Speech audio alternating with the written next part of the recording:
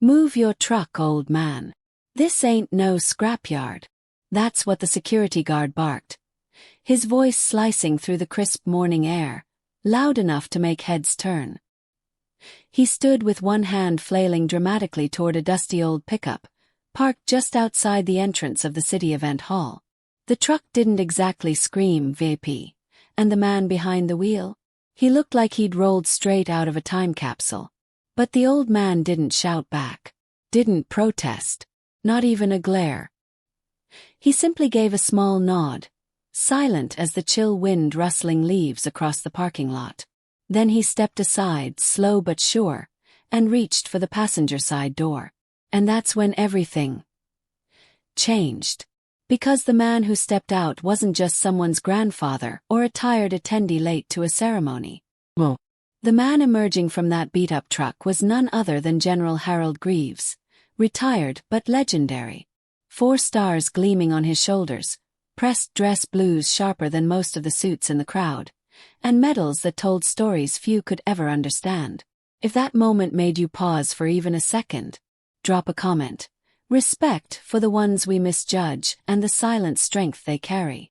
See, Frank Deacon, age 77, wasn't trying to make a scene. He was just driving like he always did. Same truck, same route every single Thursday. That ancient Ford F-150, a machine from another era, still stubbornly running despite time's best attempts to take it down. It rattled and wheezed. The paint had long since surrendered to rust and wear. And the radio? Yeah, that thing hadn't made a sound since the first Bush administration. But it moved when Frank asked it to. It still got him from A to B. And that was all he'd ever needed. Once upon a time, that truck had been a bright blue, proud, fresh, full of purpose. Now it was a living patchwork of time.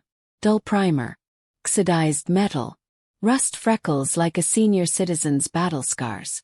The side mirror on the passenger door looked like it was hanging on out of loyalty more than mechanics. But if you looked closer, really looked, there was a bumper sticker, faded but defiant. "If you can read this, thank a teacher.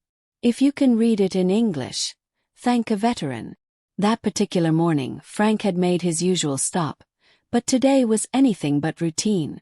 Today he picked up an old friend, someone who'd been more than a fellow soldier. General Harold Greaves, now white-haired and walking slower, was dressed in full uniform.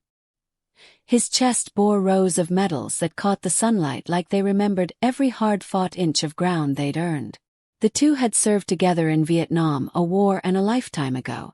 Frank was driving, of course. And Harold?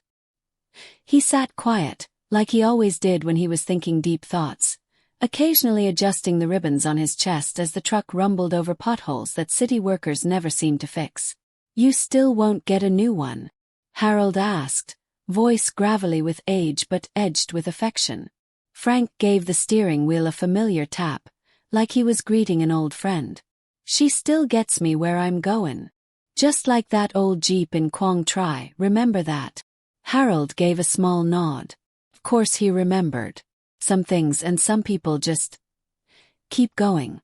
No logic, no fancy upgrades, just pure loyalty. They were on their way to the Medal of Honor ceremony at the Civic Center. A young Marine, barely old enough to rent a car, was being recognized for bravery under fire in Afghanistan. Harold had been invited to attend as one of the rare remaining recipients himself. As they arrived, the parking lot outside the venue looked more like a car show. Shiny black sedans, government SUVs with tinted windows, chauffeur doors swinging open for politicians and dignitaries. No room for a rusty Ford here, but Frank wasn't looking for a front row seat anyway. He pulled the truck up along the side curb, careful to keep it close enough so Harold wouldn't have to limp far on his bad hip. Frank stepped out, boots scuffing the pavement, and walked around to open the door for his friend. That's when the security guard, young, loud, and high on authority, spotted them. "Move your truck, old man. This isn't a junkyard. We've got VIPs arriving." He pointed with dramatic flair, as if Frank had parked a lawnmower in front of Air Force One. People in suits and polished shoes nearby chuckled, not too loudly but loud enough. One whispered to another, "That thing belongs in a museum. I can hear the tetanus from here." Frank didn't snap back, didn't scold. He didn't need to prove anything. He'd faced real danger. Actual enemy fire. A man with a clipboard and a neon vest wasn't exactly a threat.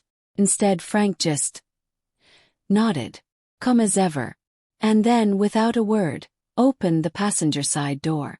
Out stepped General Greaves, and the whole parking lot just froze.